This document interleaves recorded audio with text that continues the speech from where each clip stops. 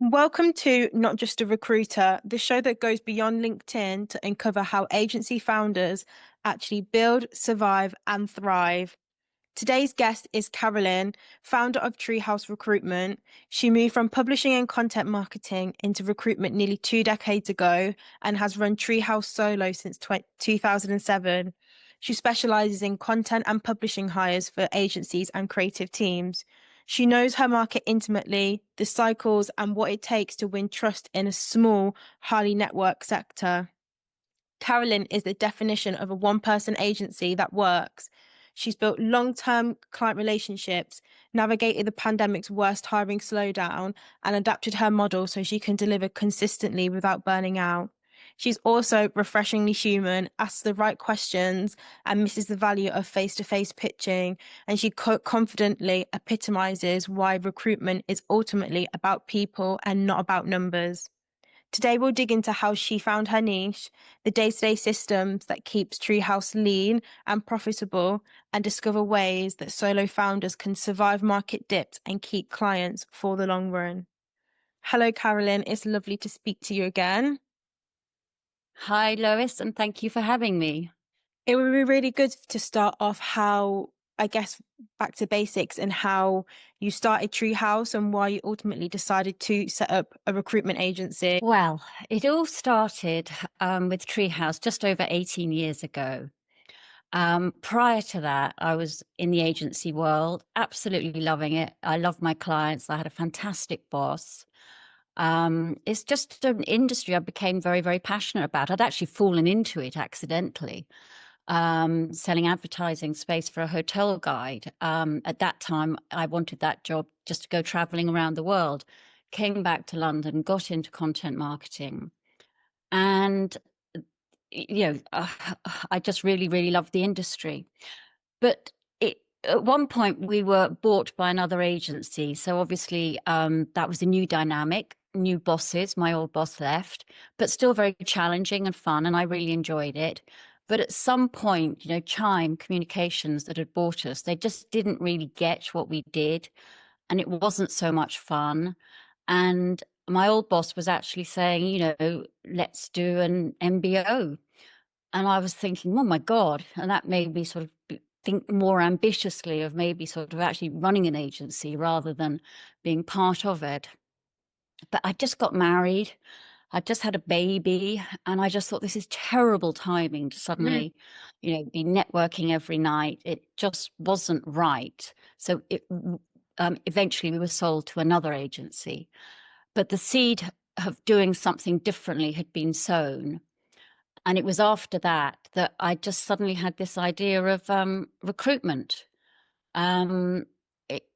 It wasn't because I enjoyed recruiting. Obviously, recruiting was part of my job, but there was a gap in the market. There was a clear gap in the market when it came to content marketing. So I just thought, well, I didn't, it wasn't a light bulb moment. I went for it immediately. I'll be honest, I slept on it for quite a few months. Yeah. But you cross your Rubicon, and once you go, you just go. And I can honestly say I've never looked back, and it's been a really good fun 18 years and I many think, more, I hope. of course, it's quite clear, like you said, your specialism and your niche is within the content marketing industry, and there was a huge gap in the market for that. When you first started, how did that niche and that specialism help you win business at the beginning? Well, actually, I mean, I knew nothing about formal recruitment. So, I was going into an industry where, I knew nothing apart from the recruitment side. But what I did know was all the major players within the content marketing industry. We had this parent body, the Association of Content Marketing. I think it was called the APA then.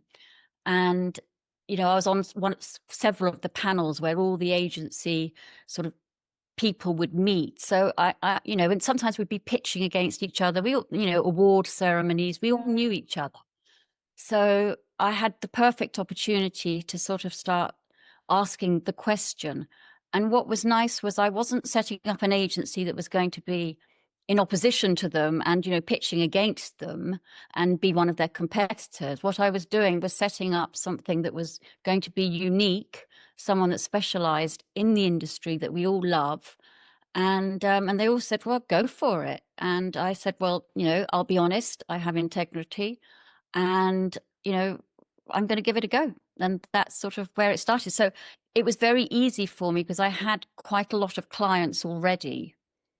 And, when they had a brief, they just said, okay, we'll give Carolyn a go. I didn't undercut the market. I didn't position myself as more expensive. I sort of was level with the existing market, and it worked. I produced better candidates.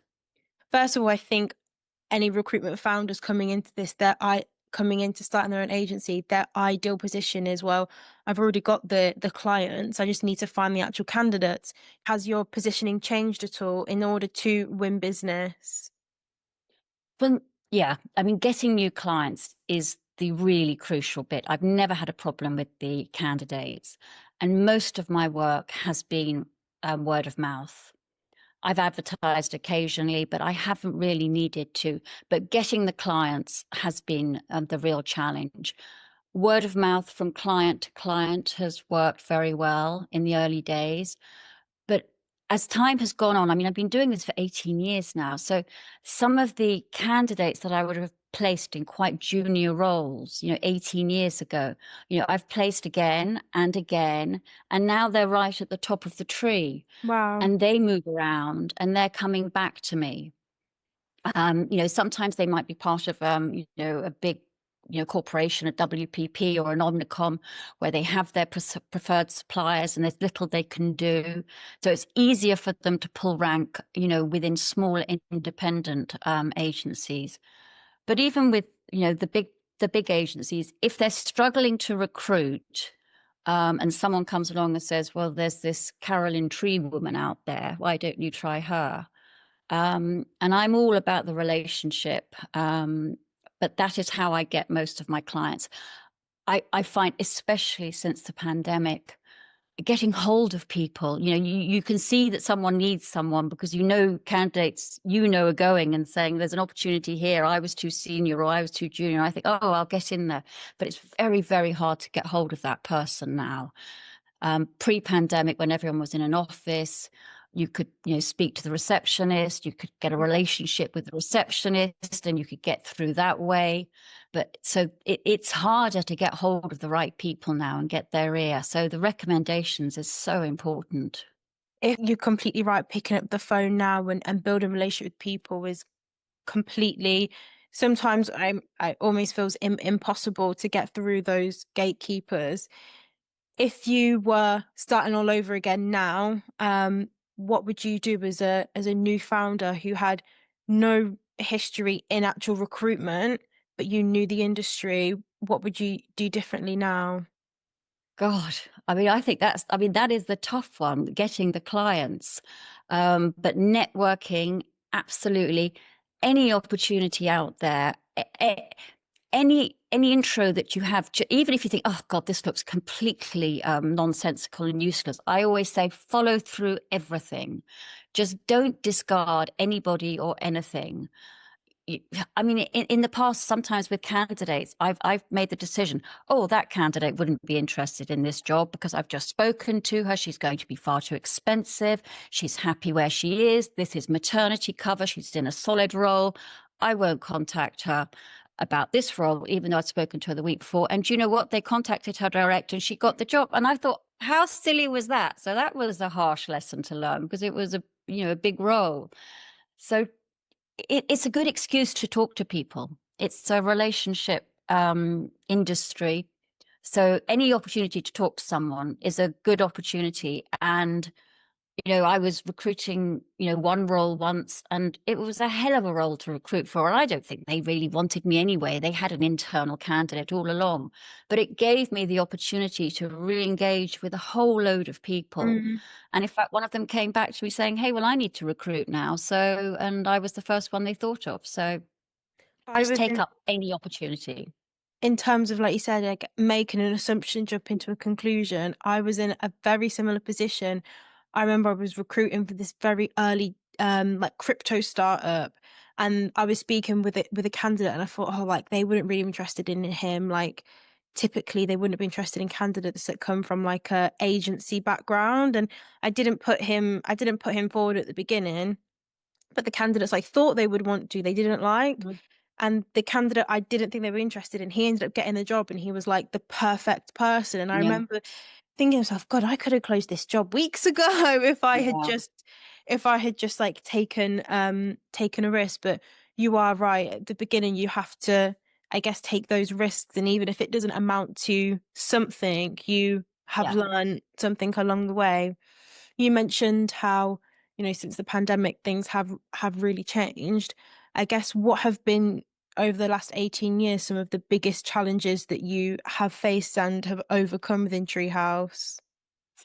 Well, I mean, the first big dip was the banking crisis of 2009. So I'd sort of had a rollicking 2007 and 8. So I'd literally launched and it was just flying. And suddenly along came 2009. I thought, God, things can change quickly. It was Hmm. very slow. I managed to get, some business in, but it was tough. And then it picks up. It always does. One has to be resilient through the tough times, and then came along Brexit, and then the changing of governments.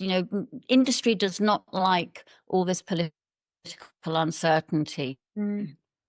So you just have to go with it. Sometimes it slows a bit. Make hay whilst it is going well. Take advantage of any opportunity, and just be very resilient when it slows down a little bit. I mean, in the early days, my clients would often say, well, are you going to grow? Are you going to, get a little up? Because I always worked from home and I was never, hiding that fact, but it just seemed illogical being on my own to have the expense of an office Yeah. and the wasting travel time going to an office. So I was sort of ahead of the game with the working from home. But it it's just unnecessary expenses. But I did think of expanding, and I just thought, but I'm going to maybe have a little small team. But are they going to, judge well, not judge is the wrong word, but are they going to quite see what the client wants in the way I see it, and quite see the connection of the candidate? I don't know, maybe I'm a bit of a control freak, but I mean, my work-life balance was lovely as well. I was completely in control. If you have a team, I'm the kind of person that would want to be in the office, early, and make sure that, set by example. So I wouldn't have had the freedom that I had by being a solo business owner. And that freedom was fun. I mean, I can work till midnight. I'm happy to work when I'm on holiday. I know some people very much want to have the barriers, but I suspect it just depends on your personality and how you are.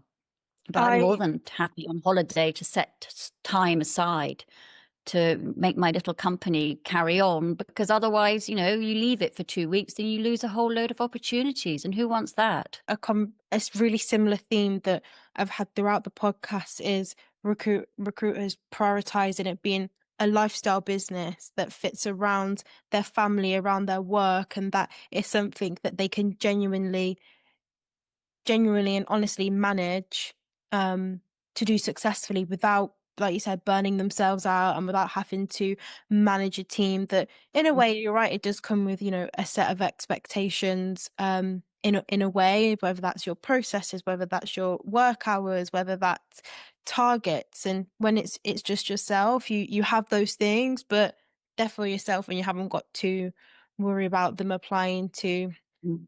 others. Over the years, what have you found is a system or a routine or a practice that you have in place that has consistently worked really well for you? I think I've just consistently treated the working week always as a working week. So, I don't suddenly think, oh, I'm very quiet today. I'm just going to go to the movies. You get up and you do, I will see what's going on LinkedIn, see who's moved around, see what people are up to if I'm not very busy. I will tout for work. I will tout for business. I will see, oh, suddenly, oh, they're looking for someone. Oh, let me just see if I can muscle in there. And it's not fun because a lot of the time you're ignored, but just occasionally they come back to me and say, oh, well, how's your daughter? And I have a chat and find out, how they're enjoying their new role. So I think you've just got to keep going. It's going to get slow sometimes, but then when it picks up, it picks up with a vengeance. So, but always just keep relevant, I would say. Don't just disappear completely. And I think also just be aware that when things are tricky, and they are at the moment, it's also very tricky for, the people, your contacts. They might be in roles that are sort of, be on the cusp of being made redundant. So they're not necessarily going to want to have a conversation. Oh yeah, everything's going fine. And we're, other people are going, and other agencies are going through their own problems. So ghosting is a very, even people I know quite well sometimes sort of forget to come back to me. And I think, oh gosh, they haven't, but I just know that they're really busy and potentially not going through a good phase either. And I think it's natural human sort of behavior when you're feeling in a bit of a, you don't necessarily, even when people reach out to you, want to sort of engage. And I think maybe I was a bit harsher on that before. But, I feel it myself. Sometimes I think, oh, gosh, I just don't feel like this today. But I think you've just got to always just get on with it. Just stay positive as well, I would say. I can tell that you have been very honest and very transparent throughout your practice and don't like to ghost people. Has there been a situation where you've spoken with a client and you've had to, for whatever reason, politely say no to their business? And how have you had to go about? Well, I think it's a myth actually that, when you're working for other people, your boss says you've got to do this and you don't have the choice and you just don't want to. And you think, gosh, when I'm running my own business, I will say no to that. But do you know what? I found that you just don't want, I always try and find out what's wrong, why they're so tricky to work with.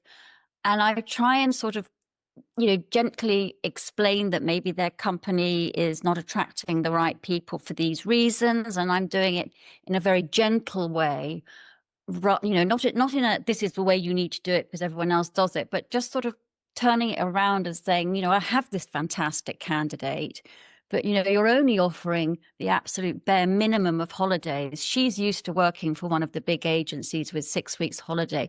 She's just not going to consider you. So, okay, you're not going to change your holiday structure, but we've got to find other ways potentially. So I kind of try and do it that softly way. I think it's about building relationships. They're going to do business with someone. So I think, why shouldn't that be me? I mean, if they are really tricky and no one wants to do business with them, let me find my way in.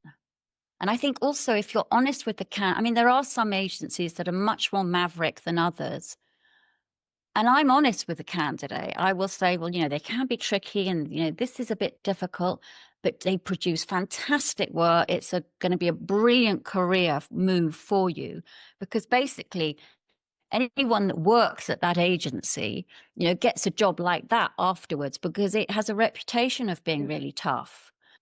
So I tend to try and not say no because I like to think that there is a way of making it work. Something that really surprised me in recruitment and is the bad reputation that recruiters have in Terrible reputation. general. And like you said, be that honesty with candidates to be like to disclose gently what a business is actually like and how they conduct their work practices is priceless. Because at the end of the day, I was also surprised about how much recruitment is a sales job, but you can't sell you can't sell a job to someone knowing that there is certain things that they probably should know about. The last thing I think any recruiter would ever want to do and ultimately want to avoid is the candidate already being in the process and why are they taking ages? why are they not giving any feedback, and having been upfront with them before they even step into that and have a conversation with them is obviously not only good for yourself as the recruiter and managing your relationship, but also as well for the candidate, for them to manage their own expectations going to the interviews and going into the process. I mean, certainly some environments suit some people better than others. Some people are just naturally tougher and can take a little bit more of a difficult atmosphere. I mean, I think it's rare that people get shouted at now. I mean, it used to happen, but sometimes people just do lose their rag. And I think the most important thing is you just mustn't take these things personally. Going back to you mentioned when it's the quieter times, the financial crisis or COVID, and you've had to be resilient and stay consistent and reach out to people. What are some of the things that you set in place to proactively prepare for those periods that are coming up? Well, I try to be cautious with the budgeting, so not spending everything that's in the tank, so that I have a reserve. And thank God I had that for COVID, because I mean, it was a very, very lean 18 months. I just try and build on the candidates, absolutely take that opportunity to still build up the candidates. And with COVID, it was very much people on furlough. People were just needing mentoring, to be honest. They were just needing to not feel on their own, that everyone was in the same boat. I was doing an awful lot of conversations with people and advising people, which of course you don't get paid for. And to be honest, the people say, oh, you've got to charge people for helping them with their CV, but you think, well, these people don't have anything at the moment because, they're looking for a job. That, and it just feels mean and inelegant to do that. So I would never go in that direction. And the hope is that you're building up all this credit for when things did kick off post-pandemic.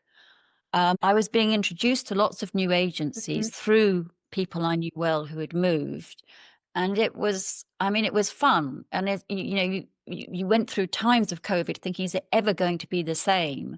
And it's never going to be quite the same. But I couldn't have dreamed of quite the uplift that suddenly happened, and it was flying again for a year, and it's now we're going back down again.